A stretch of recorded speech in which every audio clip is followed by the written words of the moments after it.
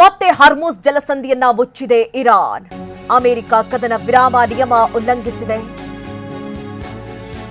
ಅಂದ್ರೆ ಅಮೆರಿಕ ಇನ್ನೂ ಯುದ್ಧ ನೌಕೆಗಳನ್ನ ಹಾರ್ಮುಜ್ ಜಲಸಂಧಿಯಲ್ಲೇ ಇರಿಸಿದೆ. ಅಮೆರಿಕದ ವಿರುದ್ಧ ಮತ್ತೆ ಇರಾನ್ ಕೆಂಡ ಕಾರ್ತಾ ಇದೆ. ಮತ್ತೆ ಹಾರ್ಮುಜ್ ಜಲಸಂಧಿ ಬಂದ್ ಮಾಡಿದೆ ಇರಾನ್. ನೋಡಿ, ಕದನ ವಿರಾಮ ಘೋಷಣೆಯಾಗಿತ್ತು. ಲೆಬನಾನ್ ಮೇಲಿನ ದಾಳಿಯನ್ನ ಕೂಡ ನಿಲ್ಲಿಸಲಾಗಿತ್ತು.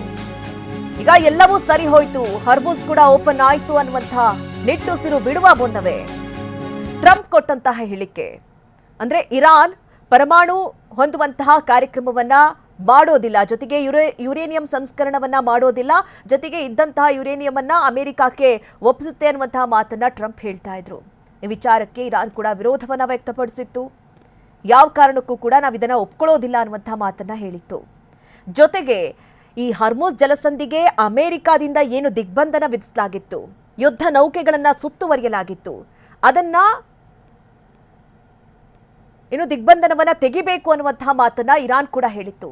ಆದರೆ ಇದುವರೆಗೂ ಕೂಡ ಅಮೆರಿಕ ಆ ದಿಗ್ಬಂಧನವನ್ನ ಸಡಿಲಿಸಿಲ್ಲ. ಯುದ್ಧ ನೌಕೆಗಳು ಅಲ್ಲೇ ಇದೆ. ಹೀಗಾಗಿ ಮತ್ತೆ ಹಾರ್ಮುಜ್ ಅನ್ನ ಕ್ಲೋಸ್ ಮಾಡಿದೆ ಇರಾನ್. ಮತ್ತೆ ಯಾವೊಂದು ಹಡಗುಗಳಿಗೂ ಕೂಡ ಅಲ್ಲಿ ಪಾಸ್ ಆಗೋದಕ್ಕೆ ಅವಕಾಶ ಇಲ್ಲ.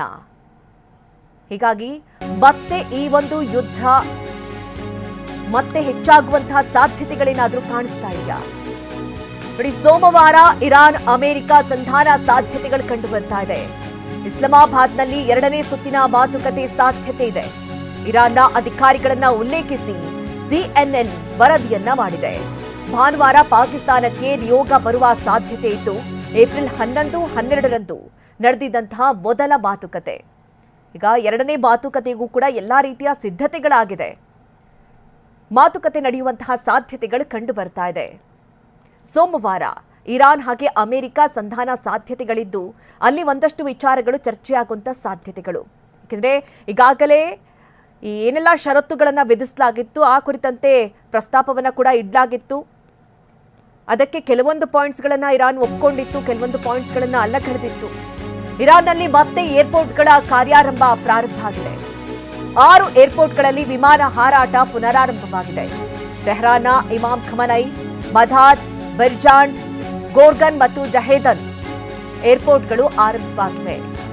ಅಮೆರಿಕ ದಾಳಿಯಿಂದ ಈ ಎಲ್ಲಾ ಏರ್ಪೋರ್ಟ್ಗಳನ್ನ ಕ್ಲೋಸ್ ಮಾಡಲಾಗಿತ್ತು. ಈಗ ಮತ್ತೆ ಎಲ್ಲಾ ಏರ್ಪೋರ್ಟ್ಗಳು ಕೂಡ ಕಾರ್ಯಾರಂಭ ಮಾಡಿವೆ.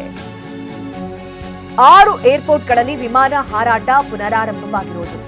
ಟೆಹರಾನ್ನ ಇಮಾಮ್ ಖಮನೈ, ಮಧಾದ್, ಬೆರ್ಜಾಂಡ್, ಗೋರ್ಗನ್, ಜಹೀದನ್ ಏರ್ಪೋರ್ಟ್ಗಳು ಆರಂಭವಾಗಿವೆ. ಈಗ ಸದ್ಯ ಯಾವುದೇ ರೀತಿ ಯುದ್ಧ ನಡೀತಾ ಇಲ್ಲ, ದಾಳಿ ಪ್ರತಿದಾಳಿಗಳು ನಡೀತಾ ಇಲ್ಲ, ಕದನ ವಿರಾಮ ಇದೆ. ಲೆಬನಾನ್ ಮೇಲೂ ಕೂಡ ದಾಳಿಯನ್ನ ನಡೆಸೋದಿಲ್ಲ ಅಂತ ಹೇಳಲಾಗಿದೆ. ಈ ಬಗ್ಗೆ ಹೆಚ್ಚಿನ ಡೀಟೇಲ್ಸ್ ಅನ್ನ ನೀಡ್ತಾರೆ ನಮ್ಮ ಪ್ರತಿನಿಧಿ ಪ್ರಮೋದ್. ನೇರ ಸಂಪರ್ಕದಲ್ಲಿ ನಮ್ಮನ್ನ ಜಾಯ್ನ್ ಆಗ್ತಾ ಇದ್ದಾರೆ. ಪ್ರಮೋದ್, ಈಗ ಗಮನಿಸ್ತಾ ಇರೋ ಹಾಗೆ ಒಂದ್ ಕಡೆ ಎಲ್ಲವೂ ಕೂಡ ಸರಿ ಹೋಯ್ತು, ಕದನ ವಿರಾಮ ಘೋಷಣೆ ಆಯಿತು, ಜೊತೆಗೆ ಲೆಬನಾನ್ ಮೇಲಿನ ದಾಳಿಯನ್ನ ಕೂಡ ನಿಲ್ಲಿಸಲಾಗಿತ್ತು. ಹೀಗಾಗಿ ಎಲ್ಲವೂ ಕೂಡ ಒಂದ್ ಹಂತಕ್ಕೆ ಬಂತು ಅನ್ನುವಷ್ಟರಲ್ಲೇ ಈಗ ಮತ್ತೆ ಇರಾನ್ ಹಾರ್ಮುಜ್ ಅನ್ನ ಅಂದ್ರೆ ಕ್ಲೋಸ್ ಮಾಡಿದೆ. ಈಗ ಅಮೆರಿಕ ವಿಧಿಸಿದಂತಹ ದಿಗ್ಬಂಧನವನ್ನ ತೆಗೆಯುವವರೆಗೂ ಕೂಡ ನಾವು ಹಾರ್ಮುಜ್ ಅನ್ನ ಓಪನ್ ಮಾಡೋದಿಲ್ಲ ಅಂತ ಹೇಳಿ ಷರತ್ತು ಹಾಕಿದೆ. ಹೀಗಾಗಿ ಅಮೆರಿಕದ ನಡಿಗೆನು ಮುಂದೆ ಏನೆಲ್ಲ ಆಗಬಹುದು ಪ್ರಮೋದ್? ಮಧುನಗರ, ಒಂದಿಷ್ಟು ರಾಜ್ಯಾಂತ್ರಿಕ ಬಿಕ್ಕಟ್ಟು ಎದುರಾಗುವಂಥ ಲಕ್ಷಣಗಳು ಕಾಣಿಸ್ತಾ ಇದೆ, ಜಿಯೋಪೊಲಿಟಿಕಲ್ ಬಿಕ್ಕಟ್ಟು ಎದುರಾಗುವಂಥ ಲಕ್ಷಣಗಳು ಕಾಣಿಸ್ತಾ ಇದೆ. ಯಾಕೆಂದರೆ ನಿನ್ನೆ ತಾನೇ ಒಂದು ವರದಿ ಬಂದಿತ್ತು, ಹಾರ್ಮುಜ್ ಜಲಸಂಧಿಯನ್ನು ಸಂಪೂರ್ಣವಾಗಿ ಇರಾನ್ ಮುಕ್ತಗೊಳಿಸಿದೆ ಅನ್ನುವಂಥ ಮಾಹಿತಿ ಕೂಡ ಲಭ್ಯವಾಗಿತ್ತು. ಯಾಕೆಂದರೆ ಅತ್ತ ಲೆಬನಾನ್ ಬಗ್ಗೆ ಸೀಸ್ ಫೈರನ್ನು, ಅಂದರೆ ಲೆಬನಾನ್ ಮತ್ತು ಇಸ್ರೇಲ್ ನಡುವೆ ಸೀಸ್ ಫೈರನ್ನು ಘೋಷಣೆ ಮಾಡುವಂಥ ಸಂದರ್ಭದಲ್ಲಿ ಇರಾನ್ ಕೂಡ ಅದಕ್ಕೆ ಪೂರಕವಾಗಿ ಹಾರ್ಮುಜನ್ನು ಮುಕ್ತವಾಗಿತ್ತು.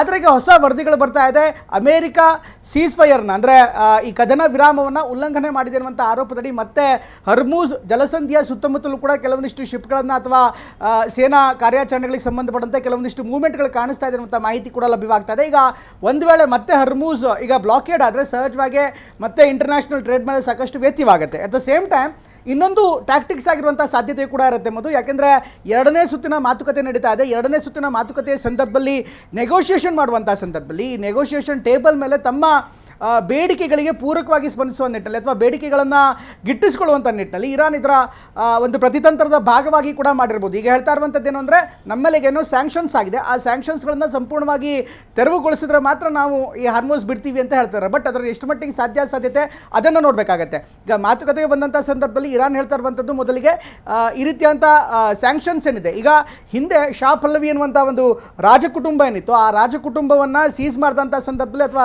ರಾಜಕುಟುಂಬವನ್ನು ಪದಚ್ಯುತಿ ಮಾಡಿದಂಥ ಸಂದರ್ಭದಲ್ಲಿ ಸುಮಾರು $100 ಬಿಲಿಯನ್ ಅಷ್ಟು ಭಾರಿ ಮೊತ್ತದ ಹಣ ಸೀಸ್ ಆಗಿದೆ. ಬೇರೆ ಬೇರೆ ಬ್ಯಾಂಕ್ಗಳಲ್ಲಿ, ಅಂತಾರಾಷ್ಟ್ರೀಯ ಬ್ಯಾಂಕ್ಗಳಲ್ಲಿ, ಪ್ರಮುಖವಾಗಿ ಕತರ್ನ ದೋಹಾ ಬ್ಯಾಂಕ್ನಲ್ಲಿ ಸುಮಾರು $100 ಬಿಲಿಯನ್ ಸೀಸ್ ಆಗಿದೆ. ಹೀಗಾಗಿ ಈ ಅಷ್ಟು ಹಣವನ್ನು ಅಂದರೆ $100 ಬಿಲಿಯನ್ ಸಂಪೂರ್ಣವಾಗಿ ಇರಾನ್ಗೆ ಕೊಡ್ತಾರ, ಅದು ಒಂದು ದೊಡ್ಡ ಪ್ರಶ್ನೆ.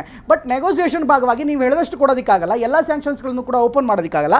ಬಟ್ $100 ಬಿಲಿಯನ್ ಗುಡ್ ಅಮೌಂಟ್, ಅಂದರೆ ಒಂದು 10%, 5%, 15% ಹಣ ಕೊಟ್ಟರು ಕೂಡ ಅಗೇನ್ ಆ ನೆಗೋಸಿಯೇಷನ್ ಟೇಬಲ್ಗೆ ಸ್ವಲ್ಪ ಹೆಲ್ಪ್ ಆಗುವಂಥ ಸಾಧ್ಯತೆ ಇರುತ್ತೆ. ಈ ಕಾರಣಕ್ಕೋಸ್ಕರ ಹರ್ಮೂಸ್ ಜಲಸಂಧಿಯನ್ನು ಟ್ಯಾಕ್ಟಿಕಲ್ ಆಗಿ, ಸ್ಟ್ರಾಟಜಿಕ್ ಆಗಿ ಬಳಸ್ಕೊಂಡಿರುವಂಥ ಸಾಧ್ಯತೆ ಕೂಡ ಇರುತ್ತೆ. ಎನಿವೆ ಇದು ಮಾತುಕತೆಯ ಒಂದು ಭಾಗ ಅಥವಾ ಅದು ತಂತ್ರಗಾರಿಕೆಯ ಒಂದು ಭಾಗ ಆಗಿದೆ.